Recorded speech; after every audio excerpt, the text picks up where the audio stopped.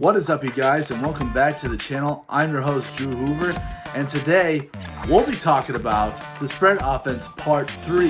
We have talked about the air raid spread offense. We have talked about the option spread offense, and today we'll be talking about the pistol spread option, which is like the spread option, but with the pistol formation, it opens up a lot more things for that option offense. If you haven't subscribed to my channel yet, please click that subscribe button. Also, if you have any graphic design needs, Anthony Garcia is your man. His link is in the description below, www.anthonygarciadesign.com. Now, unlike the other playbooks that I've talked about that date back, decades ago or even 100 years ago, this was actually a new concept in the early 2000s, and the inventor of it is Nevada head coach Chris Ault. Now, the pistol is supposed to be a formation that has the advantages of a spread offense, but also a downhill offense. And so, the quarterback is actually, instead of 5 yards in a shotgun with a running back to his left or to his right, he's going to be maybe 3 or 4 yards away from the center, and then right behind him, a yard back, is the running back. The reason for this is he's close enough to the line where he can read defenses like he's, in an I formation under center, but he's far back enough where he can have vision of the field and go through his progressions. And like the spread offense, this mostly is supposed to benefit the running game. And a running game, like I said, if you're talking about a spread option, in the shotgun, your running plays are limited. Usually you talk about a lot of outside runs right here, but with the pistol offense, the running back could actually run a lot of plays inside, within the center and the A gaps. And we have to thank Greg Roman for bringing this pistol offense concept into the NFL. And this all started, back when he was an offensive assistant for Jim Harbaugh in Stanford. And then when Jim Harbaugh got hired by the San Francisco 49ers to be a head coach, Greg Roman followed him and became his offensive coordinator. In the first year together, 2011, the 49ers went 13-3, went to the playoffs. They had that huge game in the division round against the Saints, that huge catch from Alex Smith to Vernon Davis to win the game.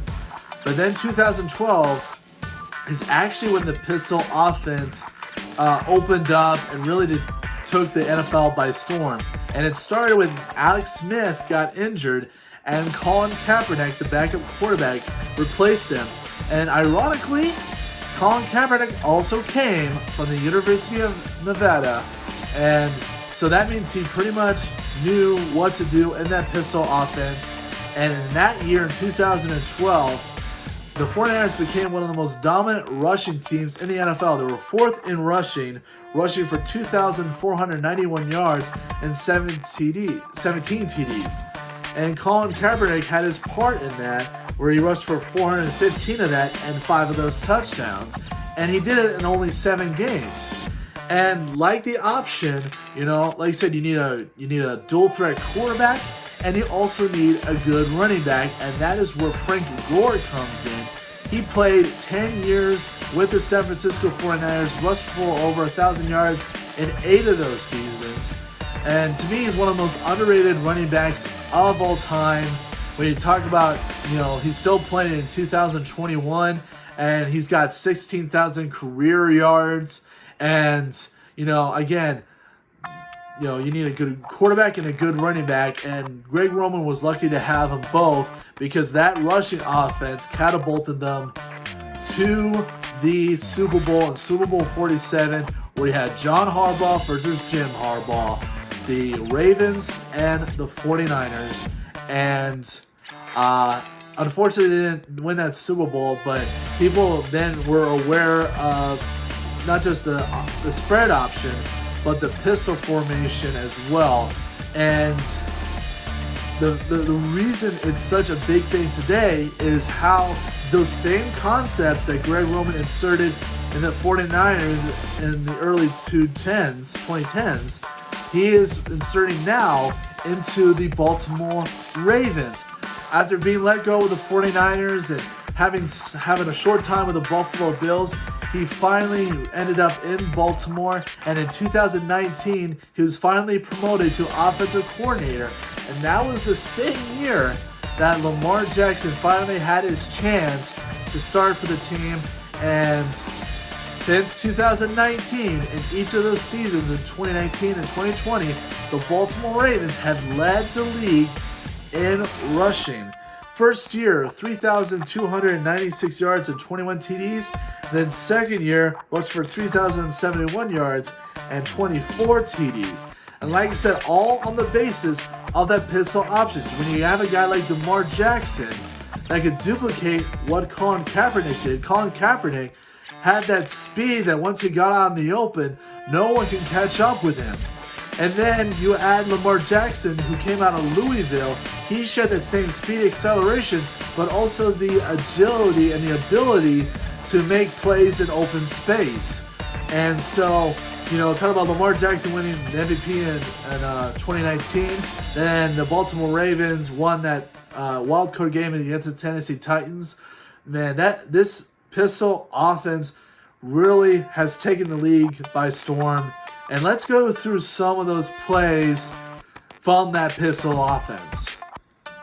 All right, the first play in the pistol formation is going to be off right 57, dire 12 arc.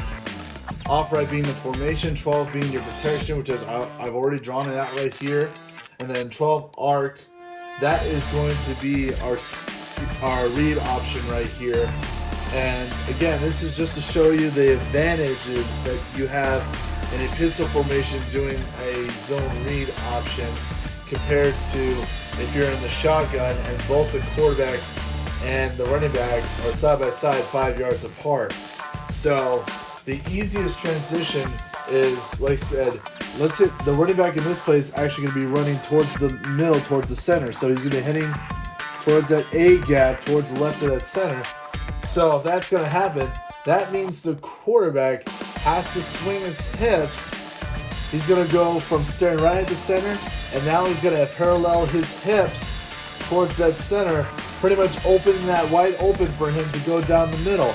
If you're in a shotgun formation, it's really hard to take advantage of those inside runs. A lot of times, if you're in the shotgun, like I said, usually you would have to take it almost to the outside right here. But with this pistol formation, like you said, the quarterback can make it easy for the running back to run it inside. Now, there's an option right here. So, again, the quarterback's going to keep an eye on this defensive end. If he goes upfield, he's going to hand it off to the running back. If he goes downfield, then the quarterback will take it for himself and run it. So, again, you already know what the speed option is like, but with the pistol formation, it makes things a lot easier because, like I said, the spread option is really to open things up for the running game. All right, here's another play. This one's pretty long, but F settle, Q, Brutus, right, 34, 92, winner cert. F settle refers to the fullback right here, which will be, acting like a tight end just off the line right here, but he's going to be in motion. And by the time the ball snaps, he should be right here ready to block that backer right there. And then Q, Brutus, R, referring to the formation. 34 is your run blocking right here. And then 92, win cert, is the option for it. So, this defense is in a 3-4 defense instead of a 4-3, which means you got 5 on the front right here. And so whatever he decides to do is going to be based off of the will linebacker now acting as an edge rusher. So if it's going to be run and this guy decides to go upfield, then that running back's going to take it right here.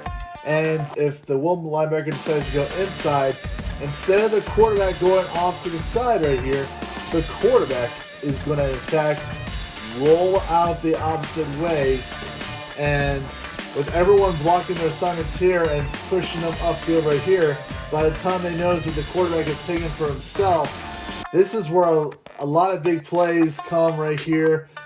He's probably all by himself, probably take it to the house. Lamar Jackson, I've seen him do this play a lot. And like I said, with quarterback with this kind of speed and to get an acceleration to get away from the defense, man, you can't go wrong with plays like this. All right, and finally we have the Q far weak right wing, 59 U Sally 12 double slap. So the option itself is going to be similar to what we saw in the first play, but here in this case we have a two wide receiver formation, and we also have more protection for the quarterback coming on the outside. So in this case, the running back is going to be running that 12 right here in that A gap right here, and obviously he's going to be looking at that defensive end like always. And if he goes upfield, takes it off, goes inside, then the running back takes off. And as you can see right here, this U right here is going to be moving in motion as before the point of the snap. And then as this guy goes, this corner is going to be moving up top, you know. So so the wide receiver is going to move, then the quarterback's going to take that single spot up top since the safeties are on the line right here.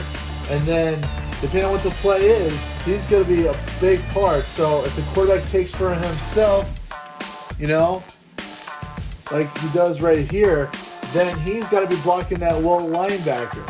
And even if he ends up handing it off, that means he's going to be he's still got to take care of that low linebacker. So let's say he hands it off, all of a sudden he's got to find his way to block that low linebacker. So, but again, this is like, you know, the first zone read that we showed. But like I said, you got more help, you know, for the running back or the quarterback handing it off. And so again, using the personnel to spread out those numbers, and like I said, giving yourself a lot of matchup, you know, favorability.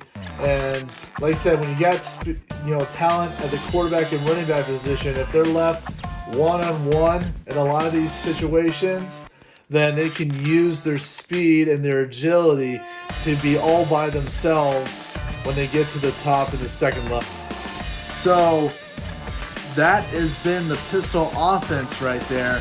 And again, when you've seen the success from the Baltimore Ravens, you know, in Lamar Jackson's first year, became the NFL MVP, got that first round bye, and then in 2020, Lamar Jackson, I think, upsetted the Tennessee Titans right there and winning his first playoff game. So you're hoping for him and that offense to finally win a championship under that pistol offense. And, you know, like the run-pass option and a lot of that spread option concepts, I think the pistol offense is going to be more and more common, you know, and we'll see what happens there. But that has been the spread offense. Like I said, I had to spread it out. I didn't realize how much of the spread offense there was, but hopefully you understood the different concepts, the air raid, the option, and like I said, the pistol version of the option play. And I feel like I'm done with the offenses right here. So that means we can start discussing those defensive concepts. I tried to maybe insert a little bit here and there, but I didn't go into deep detail. You know, we'll get into some of those defenses, you know, the difference between base and attacking, the 4-3 versus 3-4. And we'll talk about even some of the most historic defenses eventually, maybe the 85 Bears or the 2000 Ravens. But I'm excited to get into the defensive concepts. So this has been your Average Joe Sports Network. I'm your host, Drew Hoover. And have a good day, everybody.